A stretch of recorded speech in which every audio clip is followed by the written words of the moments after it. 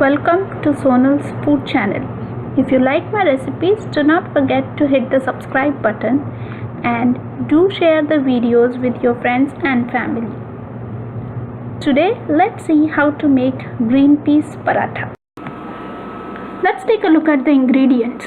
You'll need 1 cup green peas, 4 cloves garlic, 1 inch ginger, 4 green chilies, half teaspoon coriander powder, half teaspoon red chili powder, half teaspoon garam masala powder, 1 teaspoon salt, 2 tablespoon oil or ghee, wheat flour dough and ghee as required for roasting. Add the green peas into a mixer jar, to which add the garlic cloves, ginger and the green chilies. Cover and grind this into a coarse paste.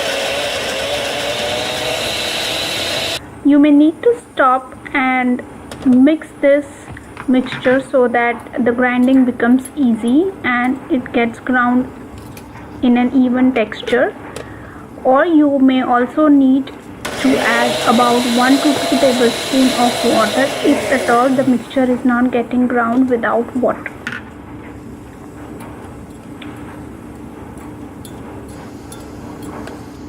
Once you have done with the grinding, this is how the paste should look. It's nice, thick and coarse in texture. Remove it in a bowl and then let's go ahead and do the tadka for this stuffing. So in a non-stick pan, put about 2 tablespoons of oil and let the oil heat up nicely.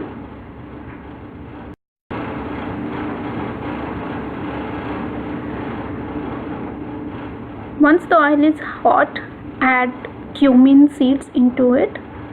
These are about 1 teaspoon of cumin seeds and about 2 to 3 pinches of asafoetida or hing. And then put the ground green peas paste.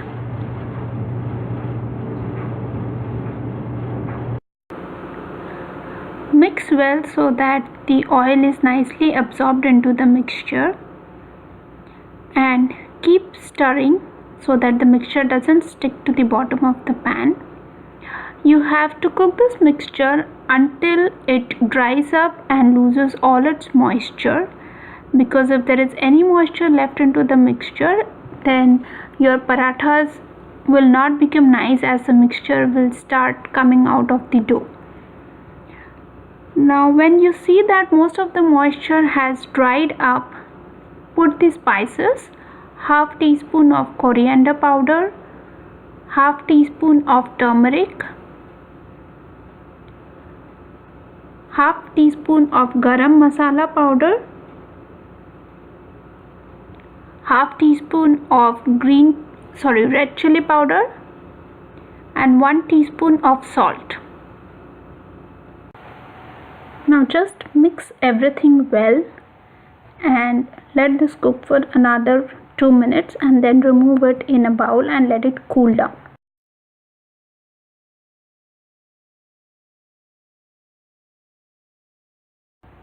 After the mixture is cooled down, let's start making the parathas.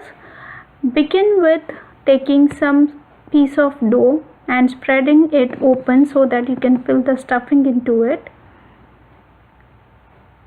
I've put about 1.5 tablespoon of stuffing. Then just press it down and close the open ends so that the mixture doesn't come out while rolling the paratha. Dip this ball into dry flour and then roll out the paratha to your desired thickness and desired size.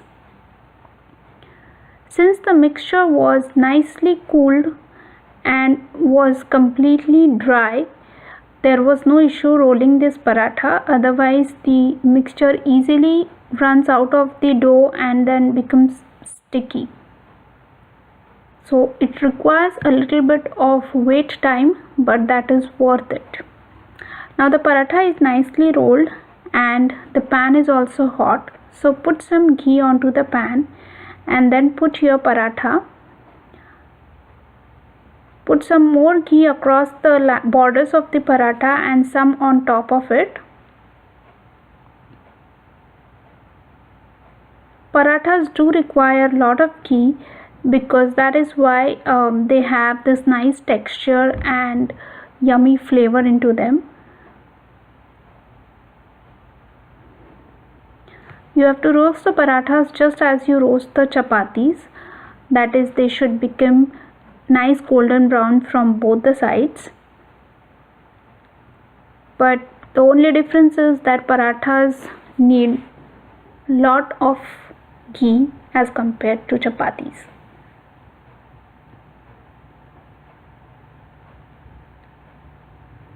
So keep flipping the paratha after every few seconds so that they do not burn from one side and do not become hard. Keep flipping and roasting until both the sides are nicely golden brown.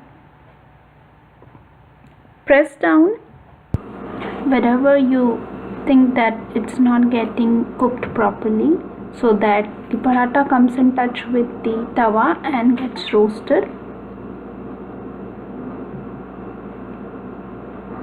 Now the paratha is almost done. So just fold over and remove and keep it in a plate aside. I've done rolling all my parathas and this is how they look. You can enjoy these parathas with some curd or pickle or some salad.